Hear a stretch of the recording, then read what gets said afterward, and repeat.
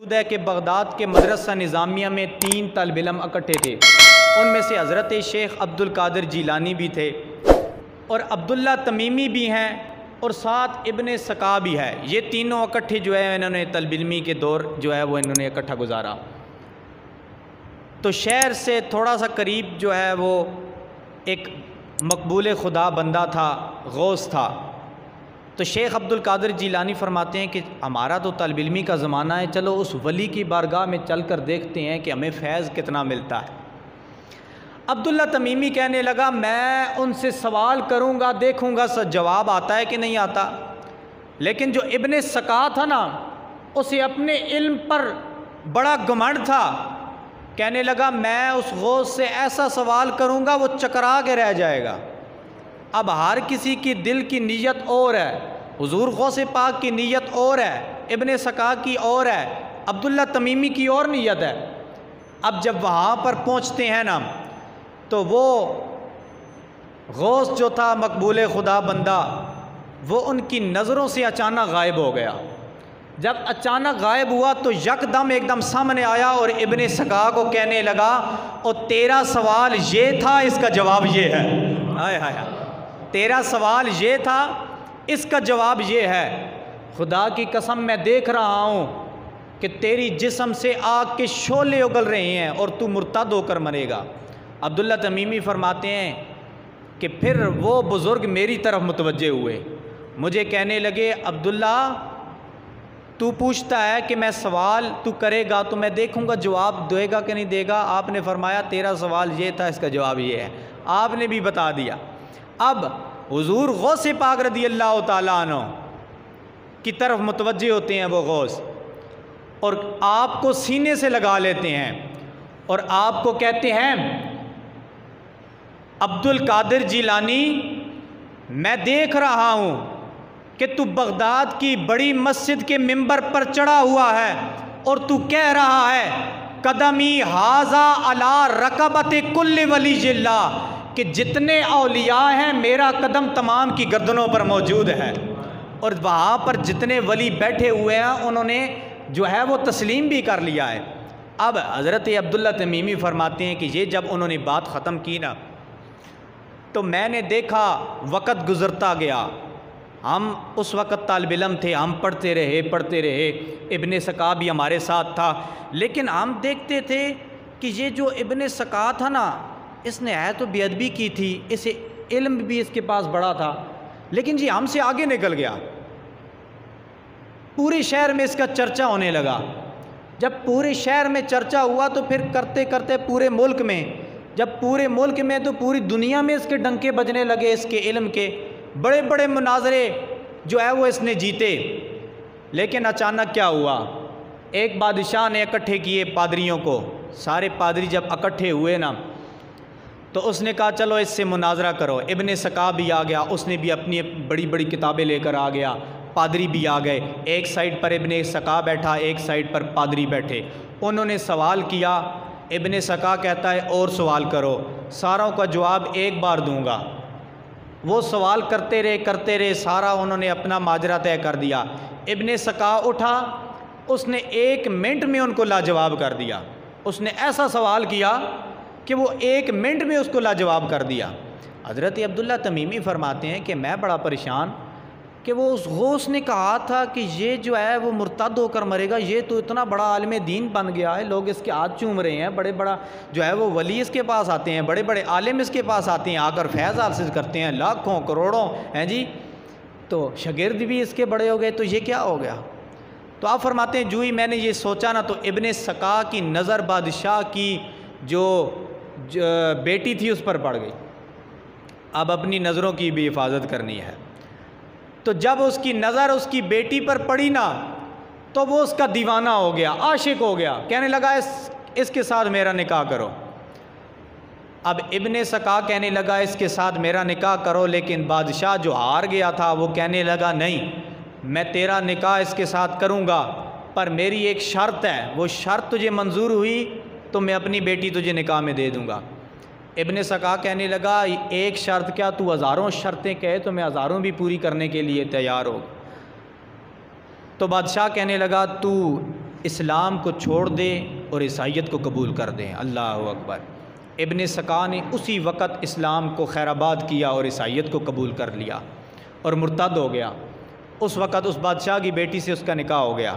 अब ईसाई हो गया, इतना बड़ा आलिम था लेकिन क्या बेअदब था। तो मालूम हुआ जो बेअदब होते हैं ना उनको फैज़ नहीं मिलता, अदब वालों को फैज़ मिलता है। इब्न सका का निकाह हो गया, ईसाइयत उसने कबूल कर ली। अब कहते हैं कि इब्न सका को कोढ़ की बीमारी लग गई, निकाह के साथ ही उसको कोढ़ की बीमारी लग गई। जब कोढ़ की बीमारी लगी ना तो बादशाह ने उसे उठाकर शहर से बाहर फेंक दिया। अब जो भी बंदा उसके पास से गुज़रता वो यही कहता कि लानत हो तुझ पर, तो वही आदमी है कि जिसने एक वली की बेअदबी की थी। अब उस पर लान तान हो रही है। अब्दुल्ला तमीमी फरमाते हैं कि जिस तरह उस गौस ने कहा था ना इस पर लानत होगी, मुर्तद होकर मरेगा, आप फरमाते हैं कि इब्न सका उसी जगह पर एड़ियाँ रगड़ते रगड़ते मर गया। फिर आप कहते हैं कि अब्दुल्ला तमीमी आप फरमाते हैं कि मेरा मामला उन्होंने कहा था कि दुनिया तेरे कानों की लो तक पहुँच जाएगी। तो अब्दुल्ला तमीमी फरमाते हैं मेरी बेअदबी उससे थोड़ी कम थी, मैंने सिर्फ सवाल किया था, मैं कहा था कि देखूँगा जवाब आएगा कि नहीं आएगा, मेरी बेअदबी थोड़ी कम थी। तो अब्दुल्ला तमीमी फरमाते हैं कि मैं जो है वो एक मस्जिद में ख़तीब था तो मैं देख रहा था कि लोग मेरी कानों की लो तक आ गए थे, मुझे छोड़ते नहीं थे। इतनी बातें की कि लोग मेरी कानों की लो तक आ गए, लेकिन खुदा की कसम मेरा ईमान जो था ना वो बच गया, इसलिए कि मेरी बेअदबी उससे थोड़ी छोटी थी। आप फरमाते हैं हाँ अब बात आई हज़रत शेख अब्दुल कादिर जीलानी की। ये तीसरा दोस्त था उनका, हज़रत शेख अब्दुल कादिर जीलानी। आप फरमाते हैं कि जिस तरह उस गौस ने कहा था ना, मैंने देखा कि खुदा की कसम बगदाद के मिंबर पर हज़रत शेख अब्दुल कादिर जीलानी जलवागर हैं और ये कह रहे हैं कि कदमी हाजा अला रकबत कुल्ल वली जिल्ला, और सामने से 2000 औलिया उठते हैं और आकर हुजूर के कदमों को अपनी गर्दन पर रख लेते हैं। 2000 औलिया, क्योंकि हुजूर गौसे पाक रदी अल्लाह ताला अन्हु के मजमे में औलिया भी होते थे, बड़े बड़े उलमा भी होते थे। अली बिन अती फरमाते हैं मैंने भी हज़रत गौस पाक रदी अल्लाह ताला अन्हु का कदम जो है वो उठाकर अपने कदम पर रख लिया, अपनी गर्दन पर रख लिया। अब वहाँ पर सिर्फ 2000 औलिया हैं, तो आप सोचें जब 2000 औलिया हैं फिर उलमा कितने होंगे। बाज़ किताबों में आता है कि जब आप वाज़ फरमाते थे तो 70,000 का मजमा आपका वाज़ सुनने के लिए बैठा होता था, और बाज़ में है कि 1 लाख बंदा होता था। तो उस वक़्त ये माइक और स्पीकर नहीं होते थे, 70,000 बंदा सुन रहा है गौसे पाक की तकरीर। तो गौसे पाक की करामत ये थी कि जिस तरह हुजूर गौसे पाक रदी अल्लाह ताला अन्हु के सामने वाला बंदा आवाज़ सुनता था, इसी तरह आखिरी वाला बंदा भी आवाज़ सुनता था। हर बंदे को यही महसूस होता था जैसे गौसे पाक मेरे साथ ही बैठ के बोल रहा है। ये हुजूर गौसे पाक रदी अल्लाह ताला अन्हु की करामत थी कि 70,000 बंदा, यहाँ पर तो 70 बैठे हुए हैं ना, तो हमने माइक लगाया हुआ है, वहाँ पर 70,000 का मजमा, जहाँ तक निगाह देखे निगाह देखती रहे, इतना मजमा। तो हुजूर गौसे पाक रदी अल्लाह ताला अन्हु यहाँ से वाज़ कर रहे हैं तो 70,000 बंदा यही महसूस कर रहा है जिस तरह हुजूर गौसे पाक रदी अल्लाह ताला अन्हु मेरे साथ ही बैठकर जो है वो बोल रहे हैं। तो बुज़ुर्ग फरमाते हैं कि जब उलमा की महफ़िल में बैठो ना तो अपनी ज़ुबान पर कंट्रोल करके बैठा करो, और जब औलिया की मजलिस में बैठो तो अपने दिल को कंट्रोल करके बैठा करो, क्योंकि ये दिल जो है ना, दिल और ज़ुबान ये सबसे बेहतरीन भी हैं और सबसे बदतरीन भी हैं। वो लुकमान हबशी ग़ुलाम थे ना, तो उनके मालिक ने कहा कि ये बकरी ले जाओ और जाकर इसे ज़िबा करके लेकर आओ। तो इसमें से जो 2 बेहतरीन चीज़ें हैं वो मेरे पास लेकर आना। तो लुकमान हबशी ग़ुलाम जाकर उसको ज़िबा की, बकरी को ज़िबा किया, तो वहाँ से दिल और ज़ुबान को लेकर आ गए कि ये सबसे बेहतरीन चीज़ें अपने मालिक को पेश की। तो मालिक था, उसने कहा चलो ठीक है।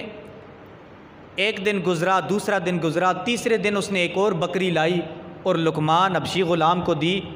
कहने लगा इस तरह करो, इस बकरी को ज़िबा करो, इसमें से भी जो दो बेहतरीन बदतरीन, पहले बेहतरीन चीज़ें निकाली थी, अब जो दो बदतरीन चीज़ें हैं वो टुकड़े मेरे पास लेकर आना। अब लुकमान हकीम है तो बड़ा दाना था ना, तो उसने ज़ुबान और दिल फिर अपने मालिक को पेश कर दी। अब वो कहने लगा उसका मालिक, और तुझे कहा था बेहतरीन लेकर आ, तू ज़ुबान और दिल लेकर आ गया, तुझे कहा कि बदतरीन ला, तू ज़ुबान और दिल लेकर आ गया। तो लुकमान हकीम ने उस वक़्त तारीख़ी जुमला बोला, आपने फरमाया ये संवर जाएं तो यही सबसे बेहतरीन है, अगर बिगड़ जाएं तो इनसे बुरी कायनात से कोई बुरी चीज़ नहीं है। तो मुसलमानों, अपने दिलों और ज़ुबान को जो है वो संभाल के रखना है। आप बशीर साहब, आज आपकी मैंने तर्ज़ पर सारी तकरीर की, बिल्कुल आराम सुकून से मैंने समझाया। तो सामीन कराम, ये बुज़ुर्ग हैं, औलिया अल्लाह हैं कि जिनसे फैज़ मिलता है। हाँ, खुदा की कसम मिलता है, अगर बंदा बेअदब ना हो तो। बेअदबों को भी नहीं फैज़ मिलता, जो बाअदब होते हैं उनको फैज़ मिलता है। तो इसी फैज़ को आगे तकसीम करने के लिए मरकज़ इस्लाम, मरकज़ी जामिया मस्जिद खुशबू मदीना का शोबा लिल बनात के हवाले से बरोज़ बुध को लंटर है। तमाम हज़रात को दावत दी जाती है कि आप हज़रात वहाँ पर जो है वो बुध वाले दिन सुबह शामिल हों। लेंटर है, जो हज़रात तावन करते हैं अल्लाह ताला उनका तावन कबूल व मंजूर फ़रमाए। जो हज़रात कर चुके हैं, जो करेंगे, या अल्लाह सब का तावन कबूल व मंजूर फ़रमा। आपकी अपनी मस्जिद में भी ये मीनारा बन रहा है, तो आप जो है वो इसमें भी अपना हिस्सा मिला सकते हैं। अल्लाह तबारक व तआला जल्ल जलालुहु व अम्मन वालुहु हम सब का हामी व नासिर हो। वमा तौफ़ीक़ी इल्ला बिल्लाह, सुन्नत अदा फ़रमाएँ।